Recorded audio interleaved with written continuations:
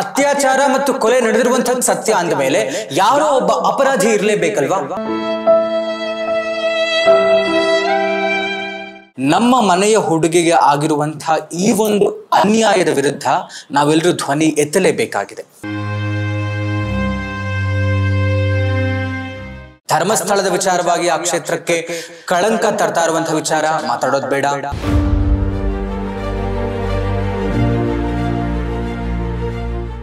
MD Sameer ವಿಚಾರ ಮಾತಾಡೋದು ಬೇಡ.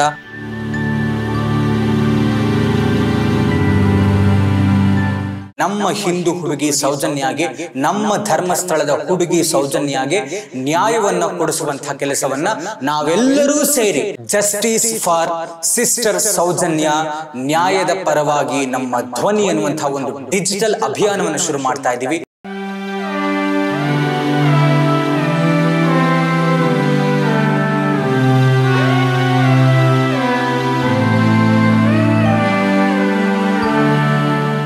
ನಮಸ್ಕಾರ. ಸಿರಿ ಟಿವಿಯ ಸಮಸ್ತ ವೀಕ್ಷಕರಿಗೆ ಪ್ರೀತಿಯ ಸ್ವಾಗತ. ನಾನು ನಿಮ್ಮ ಸಂತೋಷ್ ಕಶ್ಯಪ್. ಧರ್ಮಸ್ಥಳ ಅಲ್ಲಿನ ಧರ್ಮಾಧಿಕಾರಿಗಳಾದಂತಹ ವೀರೇಂದ್ರ ಹೆಗಡೆಯವರು, ನಮ್ಮ MD ಸಮೀರ್ ಸೌಜನ್ಯ ಪ್ರಕರಣ, ಎಲ್ಲ ವಿಚಾರಗಳ ಪರ ವಿರೋಧ ಚರ್ಚೆಗಳು, ವಾದಗಳು, ವಿತಂಡವಾದಗಳು ಎಲ್ಲವೂ ಮುಗೀತು. ಅಂದ್ರೆ ಇಲ್ಲಿ ಸೌಜನ್ಯ ಪರವಾದಂತಹ ಧ್ವನಿಯೇ ಬಹಳಷ್ಟಿದೆ. ಎಲ್ಲರೂ justice for Soujanya, justice for Soujanya ಅಂತ ಹೇಳ್ತಾ ಇರೋದಂತದ್ದು ಖಂಡಿತ.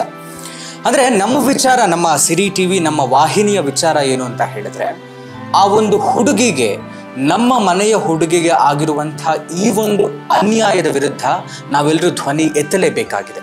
ಯಾಕೆ ಅಂತ ಹೇಳಿದ್ರೆ, ಆ ಹುಡುಗಿಗೆ ಆಗಿರುವಂತಹ ಅತ್ಯಾಚಾರ, ಕೊಲೆ, ಅದು ಧರ್ಮಸ್ಥಳದಲ್ಲಿ ಆಗಿರುವಂಥದ್ದು ನಿಜವಾಗಿಯೂ ವಿಷಾದನೀಯ ಸಂಗತಿ ಮತ್ತು ಖಂಡನೀಯ ಸಂಗತಿ.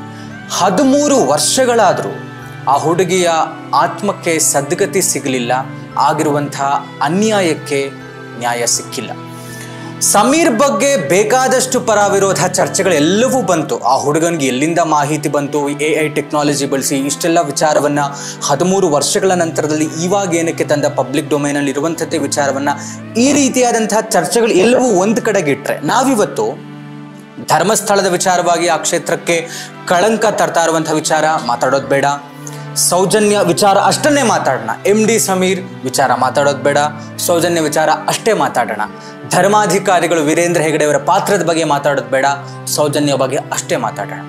ಈ ವಿಚಾರದ ಬಗ್ಗೆ ನಾವು ಆಳವಾಗಿ ಗಮನಿಸ್ತಾ ಹೋದ್ರೆ, ಸಂತೋಷ್ ಅನ್ನುವಂತಹ ಒಬ್ಬ ಅಪರಾಧಿಯನ್ನ ಮಾಡಿ ಅವನು ನಿರಪರಾಧಿ ಅನ್ನುವಂಥ ರೀತಿಯಲ್ಲಿ ಅವನು 10 ವರ್ಷಗಳ ಕಾಲ ಅವನ ಜೀವನವನ್ನೇ ಹಾಳು ಮಾಡಿದ್ರು.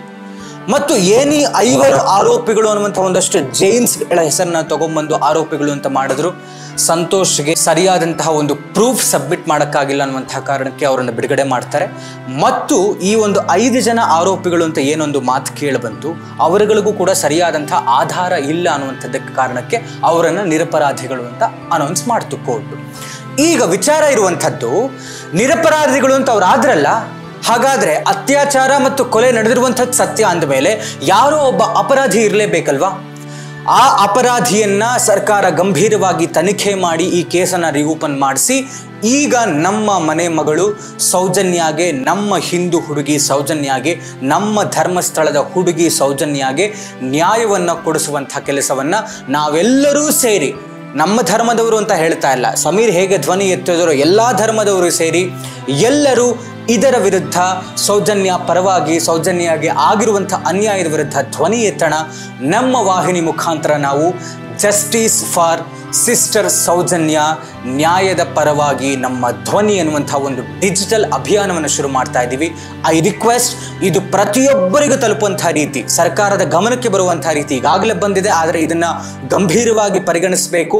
ಎಲ್ಲರೂ ಇದರ ವಿರುದ್ಧ ಧ್ವನಿ ಎತ್ತುತ್ತಾ ಇದ್ದಾರೆ ಅನ್ನುವಂತಹ ಅವರ ಗಮನಕ್ಕೆ ತಂದು ಇದನ್ನು ನಾವು ಖಂಡಿತವಾಗ್ಲೂ ಯಶಸ್ವಿಗೊಳಿಸಿ ಸೌಜನ್ಯ ಪ್ರಕರಣಕ್ಕೆ ಒಂದು ನ್ಯಾಯವನ್ನ, ಒಂದು ಇತಿಶ್ರೀಯನ್ನ ನಾವೆಲ್ಲರೂ ಹಾಡಲೇಬೇಕು ಅನ್ನುವಂಥ ರೀತಿಯಲ್ಲಿ ಈ ಮಾತನ್ನು ತಿಳಿಸ್ತಾ ಇದ್ದೀನಿ.